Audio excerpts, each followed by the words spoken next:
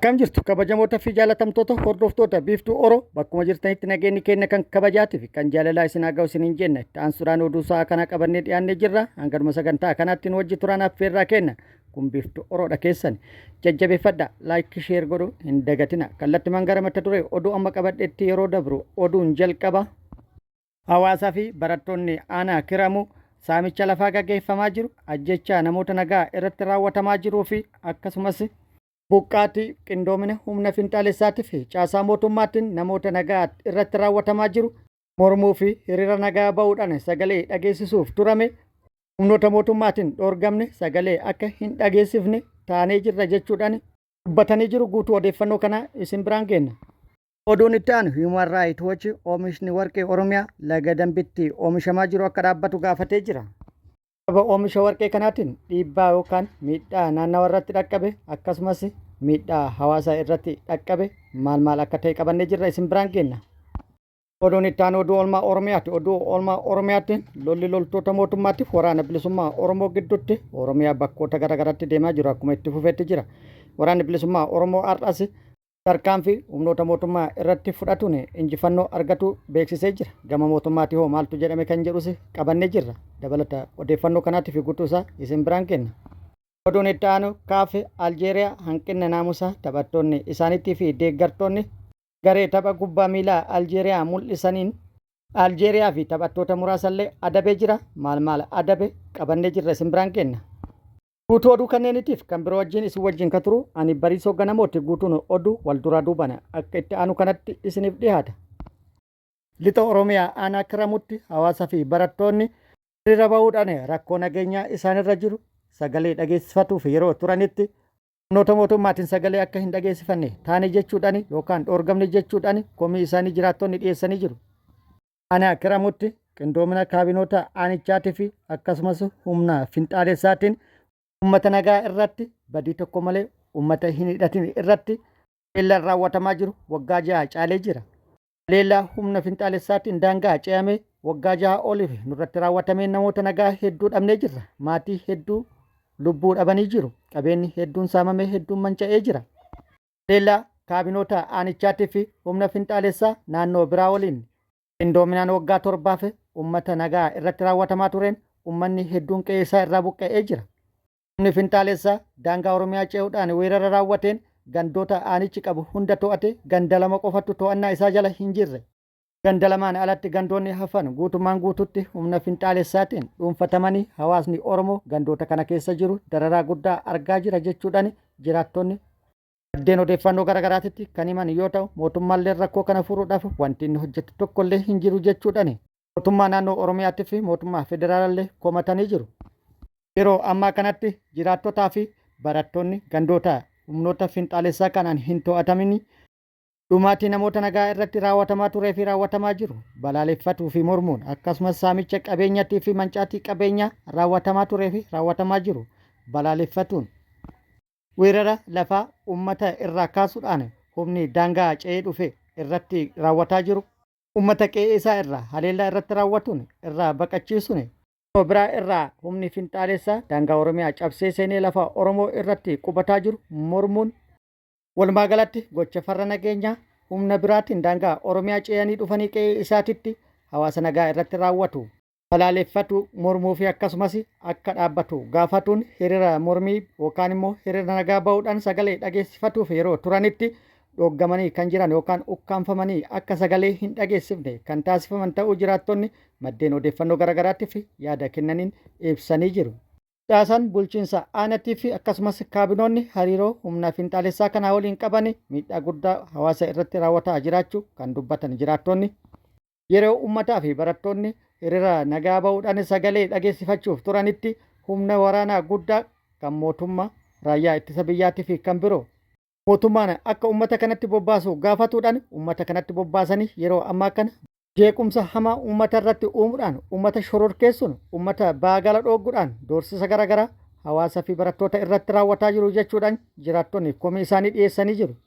Dhumarratti mootummaan humna nutti bobbaase kana akka nurraa kaasu inni lammaffaan dhumaatii namoota nagaa irratti waggoota 7 raawwatamaa jiru akka nurraa dhaabu weerara daangaa dabruudhaan lafa Oromiyaa irratti uummata Oromoo irraa kaasuun raawwatamaa jirus akka dhaabu hancaatii fi saamicha qabeenya uummataa irratti raawwatamaa jiru mootummaan akka dhaabsisu mootummaaf waamicha taasisanii jiru. Waamicha kanas kan taasisan uummata gandoota lama humna finxaalessaatiin hin to'atamin jechuun uummata bulchiinsa magaalaa Kiramuu fi akkasumas uummata ganda tokkummaa qoqqoffee keessa jiraatudha. Dhumarratti gochi humna finxaalessaa fi caasaa mootummaa naannoo Oromiyaa dahoo godhatuun kaabinoonni mootummaa waggoota 7 darban qindoominaan hawaasa Oromoo irratti jimlaadhaan ajjecha raawwachuu qe'ee isaa irraa buqqisuu fi qabeenya isaa saamuu uummata Oromoo qe'ee isaatti itti dhufuudhaan haleellaa irratti raawwatuun qe'ee isaa irraa baqachiisuu fi buqqisuudha ofii irra qubatu. Kaayyoon isaa humni finxaalessaa Wallagga keessatti godina addaa ijaaruudhaaf hojjetaa jiru jechuudhaan jiraattonni OMN itti himanii jiru.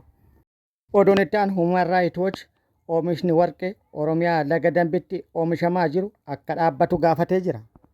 Oomisha warqee laga Dambiitti oomishamaa jiruun faalamni hamaan naannichatti dhaqqabaa jira. Faalama dhaqqabaa jiru kanaan daa'imman irratti rakkoon fayyaa bal'aan dhaqqabee jira. Daa'imman naannoo oomisha warqee laga Dambii kanatti jiran faalama naannawa kanatti dhaqqabeen rakkoo fayyaa garagaraatiif saaxilamanii jiru.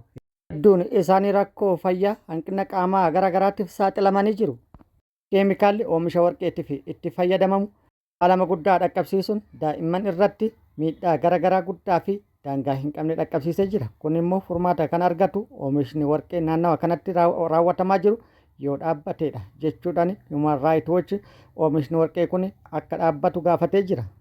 Daa'imman naannawa kanatti dhalatanii fi yookaan jiran hedduun isaanii hanqina agartuu rakkoo lafee daa'immanii irratti bal'inaan mul'atuudhaan harkaa fi lukti isaanii sirrii kan hin jirre ta'uu akkasumas daa'imman hedduu irrattis miidhaan sammuu dhaqqabuudhaan rakkoo sammuu kan qaban ta'uu magaalatti rakkoo fayyaa qaamaa garagaraatiif saaxilaman jedhamee jira. Oduun itti aanu naannoo Affaaritti hambaan lafee dhala namaa umrii waggaa miliyoona 2.6 qabu argame jedhamee jira. Seenaa argama ilma namaatiin wal qabate Itiyoophiyaan lafa madda ilma namaati yookaan jalqaba ilmi namaa itti argame jechuudhaan kan beekamu. Bulchiinsa naannoo Affaaritti kan argamu miiloogiyaa kana hambaan lafee durii keessa barbaadaman keessatti hambaan lafee Paaraantiroopaas jedhamu kan umrii waggaa miliyoona 2.6 ol lakkoofsise argamuun gabaafamee jira. Hambaan lafee sanyii namaa durii kun hambaa lafee namaa kanaan dura Itiyoophiyaa keessatti argamerraa adda akka ta'es gabaafamee jira. Argamni hambaa lafee ilma namaa durii kun qorataa beekamaa Yuunivarsiitii Chicaagoo Zarasannaa Alamsaggad kan jedhamuun argame jedhamee jira. Hoogganaa itti aanaa abbaa taayitaa eegumsa hambaa Itiyoophiyaa obbo Eeliyaas Shikuur argamuun hambaa lafee ilma namaa kun Itiyoophiyaan argama dhala namaa ta'uu kan mirkaneesse jedhee jira. Kan hambaa lafee namaa durii argate Profeesar Zarasannaa akka jedhetti Paaraantiroopaas sanyii qaccee dhala namaa haala qilleensaa naannoon wal baree jiraataa ture jechuudhaan ibsee jira.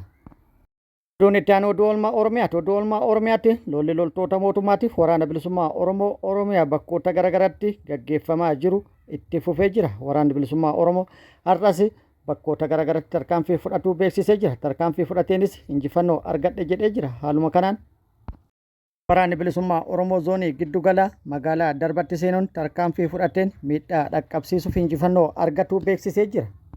Magaalaa Darbatti seenuudhaan tarkaanfii humnoota mootummaa irratti fudhateen humnoota mootummaa 2 madeessee 2 immoo battalumatti addunyaa kanarraa godaansise jedhee jira.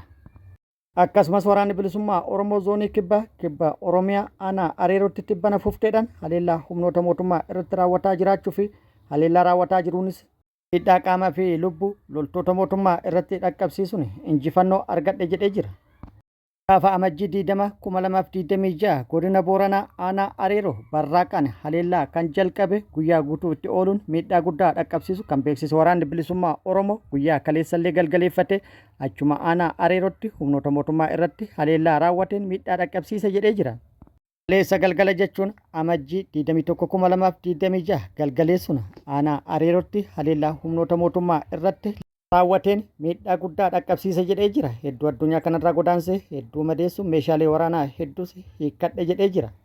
Meeshaalee waraanaa waraanni bilisummaa Oromoo lola kalee irratti hiikkadhe jedhe kan viidiyoo irratti argitan kana yoo ta'u meeshaalee hangana baay'atu kana hiikuun salphaa akka hin taanee fi lakkoofsi loltoota meeshaaleen kun irraa hiikamillee baay'ee akka ta'u tilmaanuu naman dhibu. Hundaafuu lola ture irratti meeqatu addunyaa kanarraa godaane, meeqatu booji'ame, meeqatu immoo madaa'e kan jedhu yoo odeeffannoon guutuun nu gaheetti qabannee kan isin biraan geenyu ta'a. Bakkoota lolli loltoota mootummaatti waraana bilisummaa Oromoo waliin gaggeeffame kanaan wal qabatee gama mootummaatti odeeffannoo argachuuf yaallee turre odeeffannoo argachuu hin dandeenye yookaan immoo wanti jedhame hin jiru. Ta'ullee mootummaan opereeshinii guutuu Oromiyaa keessatti gaggeessaa jiru cimsee itti fufuu beeksisee jira. Oduun itti aanu konfedereeshiniin kubbaa miilaa Afrikaa CAF Aljeeriyaa sababa hanqina naamusaatiin mallaqa guddaa adabuu beeksisee jira.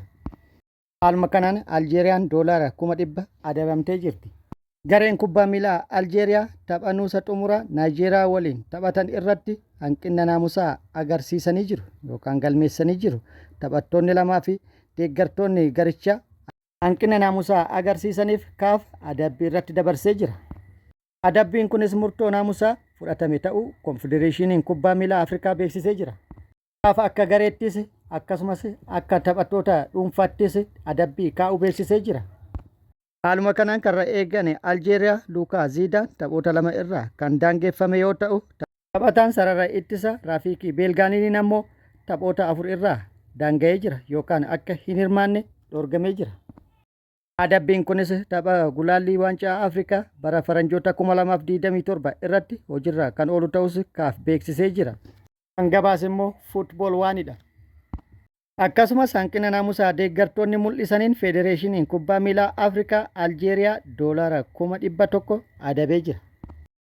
Federeeshiniin kubbaa miilaa Aljeeriyaa murticha mormee jira. Murticha mormuudhaan adeemsa iyyannoo eegaluu fi adeemsa seeraa hordofee hojii ittisaa kan raawwatu ta'us beeksisee jira. Kabajamoota fi jaalatamtoota hordoftoota biiftuu Oroo oduun ammaaf qabadhe kan hanga ammaa kana guutuu oduu wajjin isin wajjin ka ture ani Bariisoo Ganamooti. Hanga yeroo itti aanutti deebinee wal agarrutti nageenyi Rabbi isiniif haa baay'atu. Nagatti nu turaan immoo hawwii kennaa nagatti nu tura.